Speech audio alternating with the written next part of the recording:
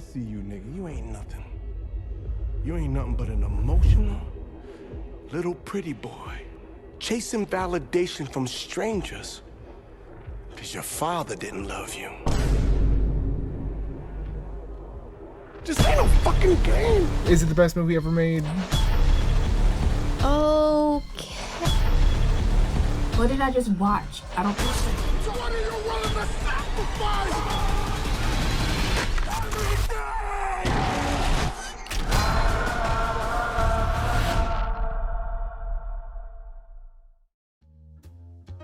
June 20th, 2025. I'm just chilling. It's a Friday. I got no plans, but I don't care because I'm just chilling. Then suddenly, I get a text from my brother. Yo, bro, Jordan Peele's got a new movie coming out. Horror and football. And I'm like, bro, you had me at... I checked this trailer out and I'm thinking, man, this looks fucking dope. It starts off with the same vibe you'd expect from a Gatorade commercial, and then the tone switches to horror after the protagonist puts on his Camp Scattaboo impression. Super trippy visuals, really odd imagery, Marlon Wayans is looking absolutely deranged. So I'm thinking, okay, this is gonna be like Aronofsky's Black Swan, but instead of watching this dude ballet dance, he's gonna be slinging a football around. Plus it's directed by Jordan Peele. I'm a fan. This got me so hyped, not even gonna lie, I had to run that trailer back like 3 more times. Let me check these comments right quick, see what other wait. From producer Jordan Peele. So this isn't a Jordan Peele movie, he's just tagged as producer. But the marketing leans so heavily on his name that the first text you see in the trailer is Jordan Peele in huge bold letters, like they're hoping you won't notice who actually directed it. The real director, Justin Tipping, is treated like an afterthought. Poor dude's name is barely on the poster of his own movie. Whatever. Not a Jordan Peele movie, that's fine. The trailer does look pretty sweet.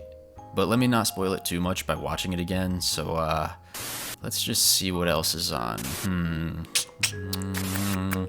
Come on, what is, what the...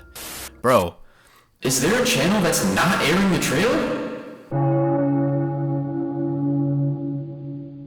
I knew that something was fishy when my friend's sister's baby, who knew a guy whose dog's drug dealer, was excited to see this movie. It's because they did not pump the brakes on marketing at all. Nobody watches a trailer for the 5th time and thinks, okay, now I'm in. That's not how it works. The more realistic reaction is, great, I've basically seen the whole movie already. On top of that, history has shown that when marketing goes into overdrive like this, it's often a hint that the studio isn't confident in the product itself. So they lean on the hype to compensate for the fact that strong reviews probably won't be driving ticket sales. You know what? Things may look out of place here, but I'm just gonna keep an open mind and manage my expectations appropriately. Then I was hit with a bombshell.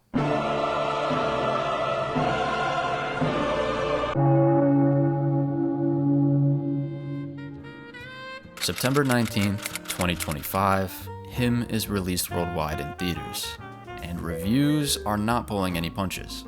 This is probably the shit Tom Brady went through. I took my wife to see this with me, and now she's filing for divorce. I'm really impressed by this movie. I've never stayed soft this long before. I'm not one to be turned off to a movie just because it has bad reviews. Eddie Murphy's 1,000 Words was a work of art. So I took a deep breath, threw on my shoulder pads, and headed to my local theater to see what all the buzz was about. 2 hours later. I don't really know what to say. You need to leave! My first watch impressions of this film were actually so empty. Nothing about it was telling me to call it good, nothing about it was telling me to call it bad. This movie genuinely made me feel numb. Yo, bro, you saw Him? What did you think? It was... I was honestly speechless, and not even in a way that reflected my opinion of the film. The most honest thing I could say was I wasn't mad that I paid to see it. I've never had a movie leave me so confused, and I'm here now to organize my thoughts and to finally come to a solid opinion of the film. I plan on doing this by addressing 3 cardinal sins that him is guilty of. And now, my order's in your court. Order! Order! Order!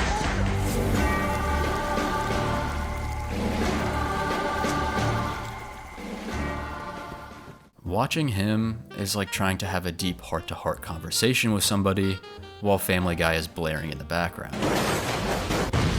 One minute, it's a serious psychological drama, the next, it's trying to be a comedy.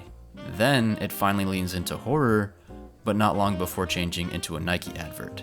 Before you can realize that the tonal shifts have given you whiplash, the movie says fuck you and turns into an A$AP Rocky music video. Now, tonal blending isn't inherently an issue. Some of the best films thrive on the contrast between moods. I mean, horror and comedy do it all the time. Parasite, for instance, balances humor, horror, and tragedy without ever losing its identity. But Him's problem is that it never commits to one tone long enough to build any tension whatsoever. When Cam begins to unravel the trauma regarding his father, the tone is emotional and grounded. But then the vibe switches. When Cam undergoes physical therapy, the tone is unsettling and visceral. But then the vibe switches. When Cam begins to feel the pressures of the limelight, the tone is frantic and overwhelming. But then the vibe switches. It also doesn't help that there's barely any transition in between moments like these. Because of that, any momentum built up in one scene is completely lost when it jarringly cuts to the next.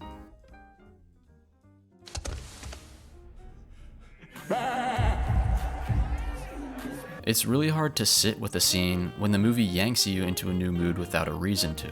With something like Parasite, the tonal shifts feel natural because they're motivated. The comedy slowly tightens into suspense, the suspense darkens into horror, the horror shifts into tragedy. Each change grows out of what came before, so even when the tone shifts dramatically, it's much easier to follow because the change feels appropriate to what's happening in the story. It's like when you're a kid having fun playing in the basement, only to feel terrified as you switch the lights off and sprint upstairs. The mood changes dramatically because the circumstances changed with it. Him doesn't seem to understand this at any point in the film, and would rather introduce a tone, kill it almost immediately, and then sprint to the next one.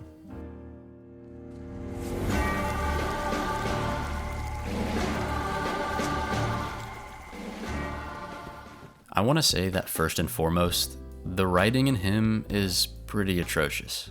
The lack of emotional depth in his characters is a byproduct of bad writing and not bad acting. I think that's pretty apparent when watching Marlon Wayans' performance especially. Dude's acting his ass off. But a great performance isn't enough to save the sinking ship that is this movie's characters. Take our protagonist Cameron Cade, played by Tyreek Withers, for example.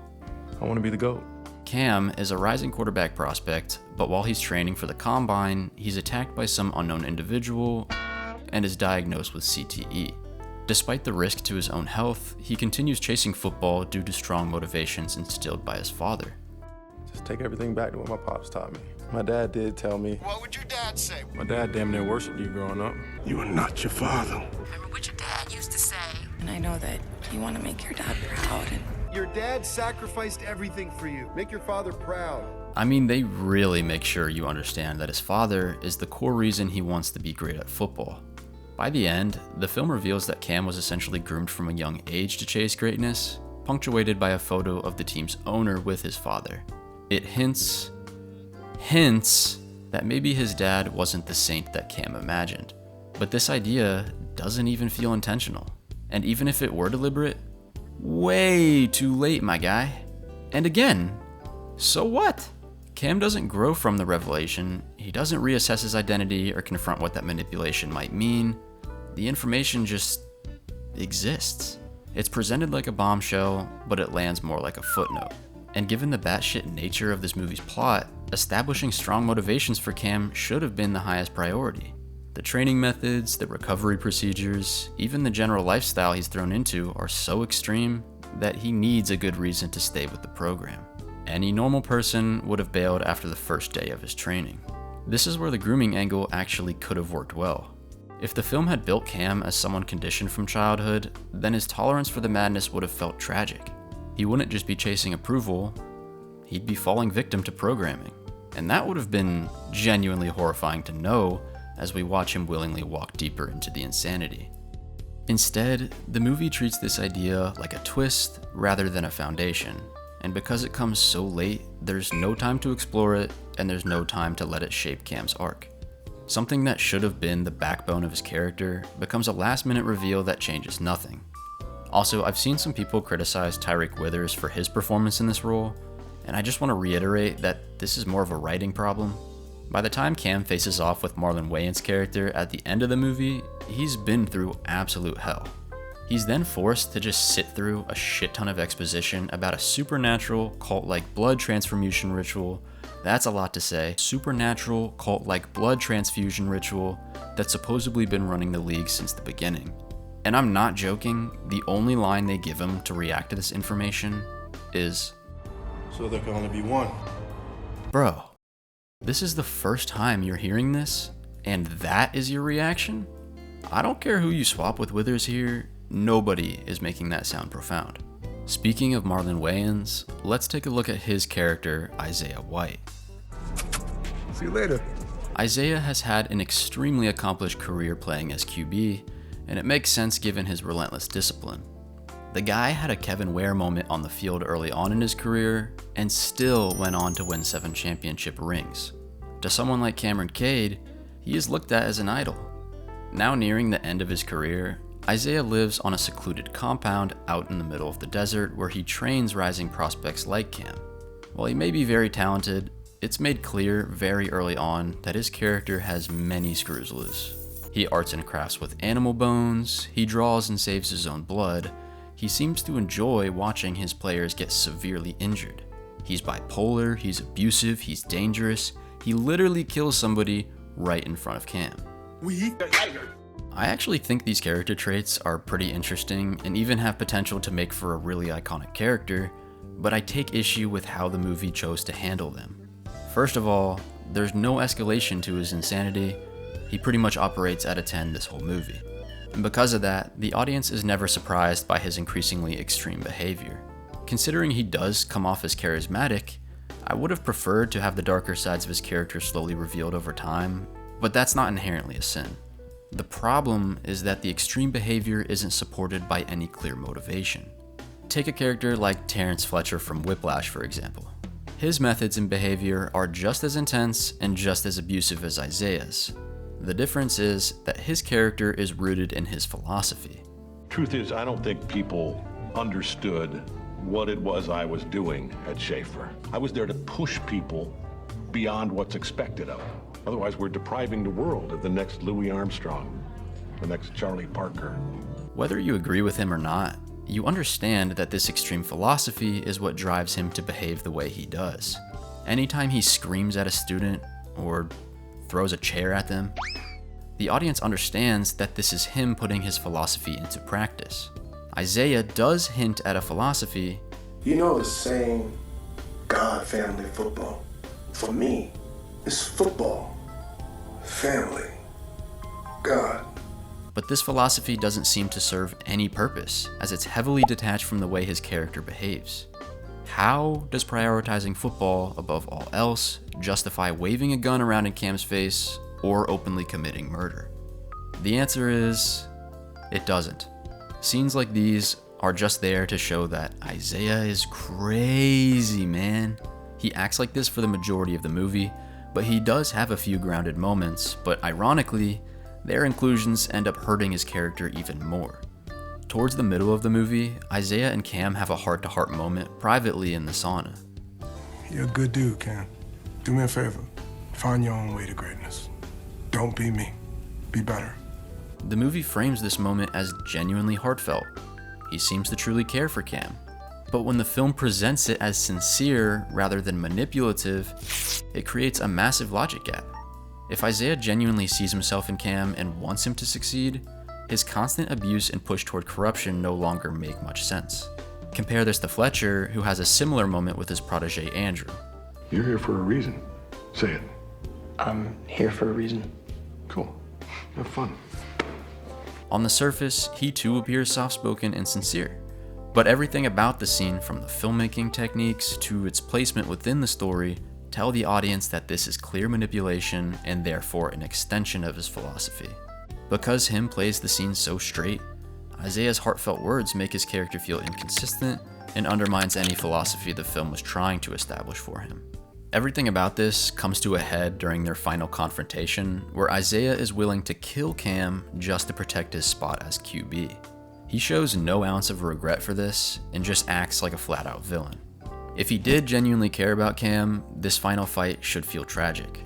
If he didn't care about Cam, the earlier warmth should have felt manipulative. Right now, it plays like the movie wants both without ever committing to either. All that being said, it feels like the movie wanted to treat Isaiah's character more like an extension of the system he plays a role in.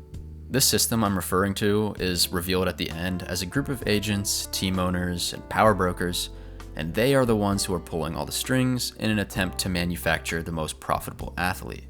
There are others in Isaiah's circle who participate in the system just as much as he does, two of which being the sports medicine physician Marco and Isaiah's wife Elsie. I want to talk about these two together because they both exist to serve similar roles. They both willingly and knowingly participate in this corrupt system, but they are both given a moment where they subtly warn Cam to turn back. Fuck this training shit. It's a shame you're so talented. This is a huge sacrifice, and it's not really worth it if your heart's not in it. Are you sure you want to do this? Their past actions make them complicit, no doubt, but their warnings show that there's still some sense of morality within them. They recognize that Cam is different and that he's just genuinely a good guy. So they both try to give him the clarity that they never had. The frustrating part is that the movie doesn't trust this idea enough to really explore it. Marco and Elsie are each given essentially one scene to voice their concern, and then it's just dropped. Cam either ignores their advice, or it just goes in one ear and out the other. What could have been a compelling moral dilemma, serving as a means to slowly introduce Cam to the horrors of this world, it's treated like nothing more than just a passing thought. It would have been really fascinating to watch three people operating inside the same corrupt system, all fully aware of the damage it can do to someone like Cam, but responding to it in completely different ways. Marco and Elsie try to steer him away, while Isaiah only digs himself deeper, becoming exactly what the system wants him to be. However, this just isn't how the movie plays out. I am willing to give it the benefit of the doubt and say that it tells us that this has happened, but it would have been far more interesting to watch it actively happening.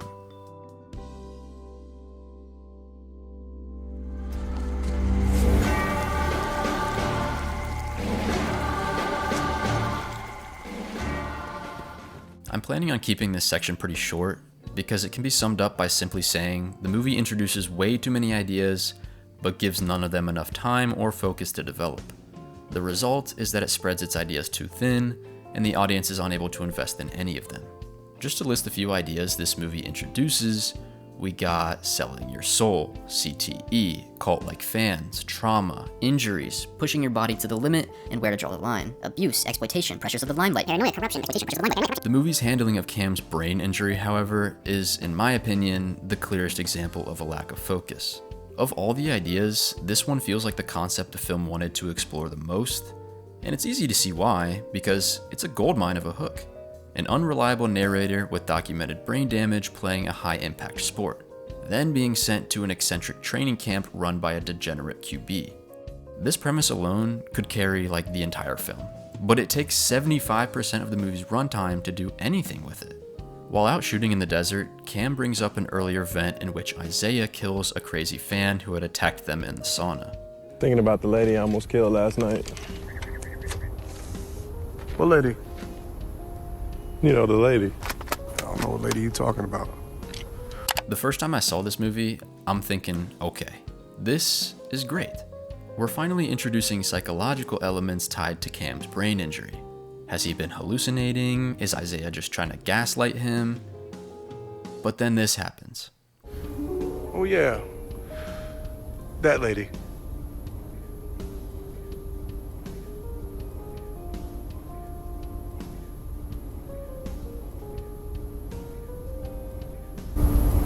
The film is so afraid of its own shadow that it refuses to let anything linger.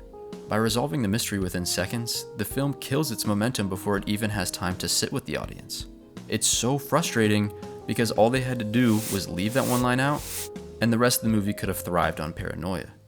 Instead, the moment is gone, it's never to be brought up again, and I want to slam my head into a wall.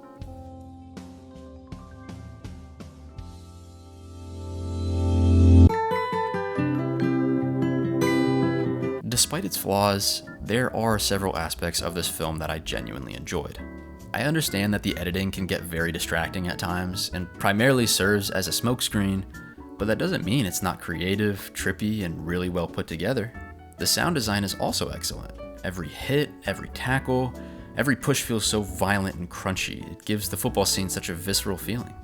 Even some of the smaller details, like the sound of Cam opening his eyes, or the camera flashes, both add a unique texture to the film. I mentioned it before, but Marlon Wayans delivers a standout performance here. While his character may be poorly written, he's given his all.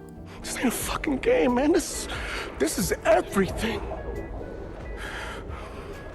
The visual style is also really cool to me. There are so many vibrant colors, the costumes are unique, and the sets are really impressive. The exterior shots of Isaiah's training compound were filmed at Spaceport America, located in New Mexico, which is an absolutely stunning piece of architecture.